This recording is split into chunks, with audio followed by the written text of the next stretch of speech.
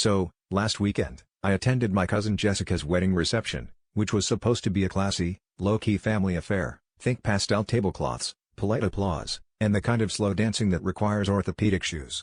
Everything was going smoothly, and the only thing mildly intriguing was that the DJ, a guy named Rick who looked like he moonlit as an IT support agent, kept nervously checking his phone and muttering about playlists syncing.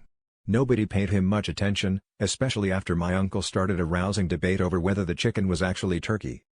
But then, as the cake was being wheeled out and the crowd was herded to the dance floor, Rick hit play and all hell broke loose.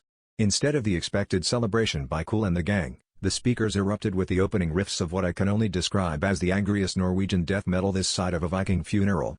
For a moment, everyone froze, my grandmother clutching her pearls, my dad dropping his plastic wine glass, and the flower girl covering her ears with both hands.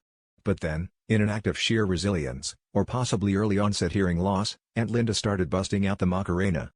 Now, you haven't lived until you've seen a group of retirees, most of whom think Spotify is a brand of cleaning spray, desperately trying to coordinate Macarena moves while a guy screams about Ragnarok in the background.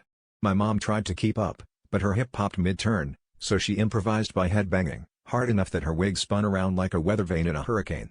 The best man, who'd had one too many mimosas, attempted to crowd surf but only succeeded in knocking over a centerpiece and traumatizing the ring bearer. As the song finally faded out and everyone panted back to their seats, Aunt Linda wiped sweat from her brow, grinned at the DJ, and declared, "Well, I guess you could say that was a real headbanging hit."